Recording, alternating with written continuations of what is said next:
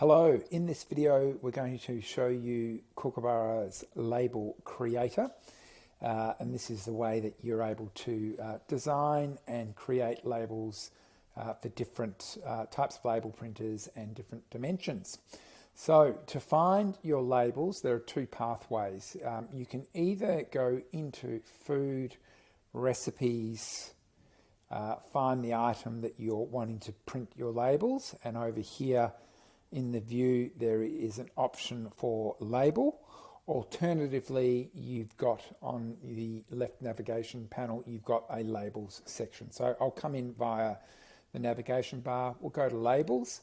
So now on the labels page, for those of you who have been using Kookaburra for some time and are accustomed to the existing label builder, you can always return to what we're calling Label Builder 1.0 if for whatever reason you're more comfortable with the original version of the label builder. That is how you'll see here where I'm circling at the bottom of my page, you're able to return to the original version of the label builder. However, the Label Builder 2.0 is certainly new and improved, so we'd encourage you to spend some time with this new label builder and start using this. So there is a demonstration video over here, which is in fact the one that you're watching now. So this is how you would have navigated to the label video or tutorial. First thing you want to do is start to look for the label that you want to create. So I'll go to Mama's Traditional Cheesy Lasagna.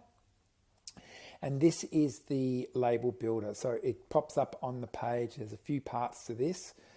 Over here, you've got the label size. In terms of label size, you've got options. So you can see here that I've got quite a number of different dimensions of labels. That's because I've been testing and trialing different types of labels. Most often you might have two or three, maybe even only one size label that works across all of your menu items. So you'll have your label sizes here. If you want to add a dimension, you can just simply go in and add the width and the height and save that, and it will appear on your list. Now, all of these labels here are set for or designed for single print labels. So we're talking brands like Zebra, Dymo, Brother, Hero. Any of those brands or any others, your labels will print as single print labels to those printers.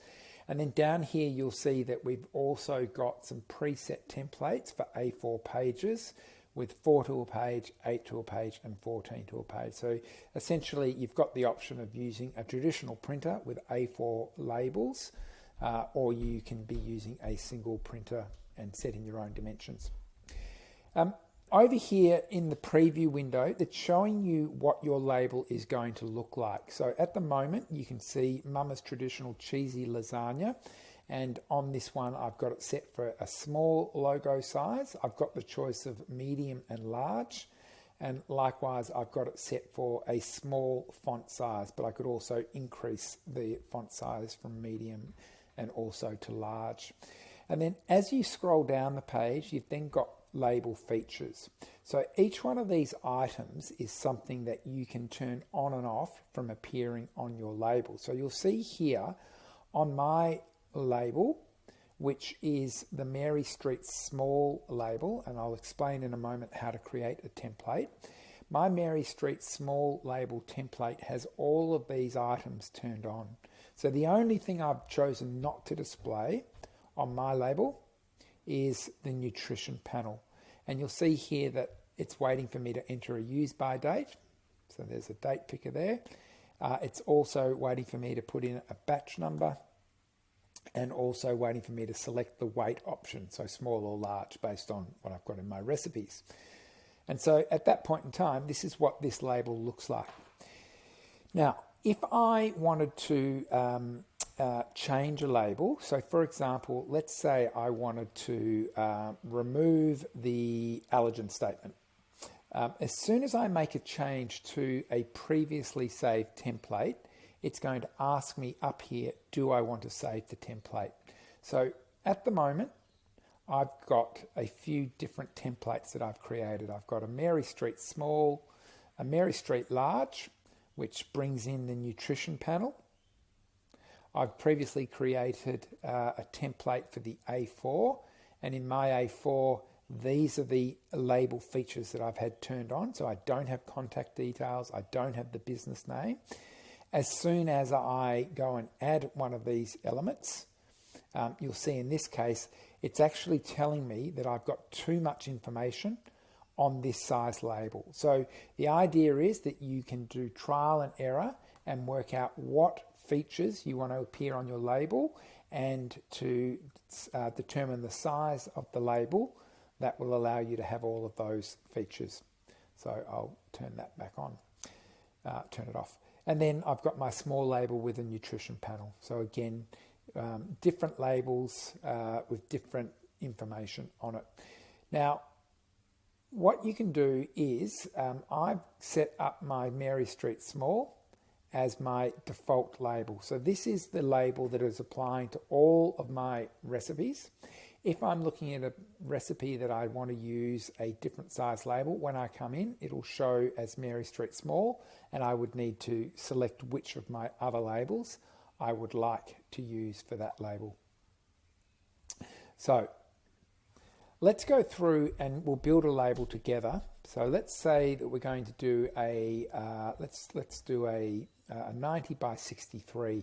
So this is what the 90 by 63 is currently looking like, but I might decide that I want to make my logo the medium size logo, and I might be feeling that that font size is a little bit too small. I might have some elderly customers and I want to make sure that they're able to comfortably read everything on the labels.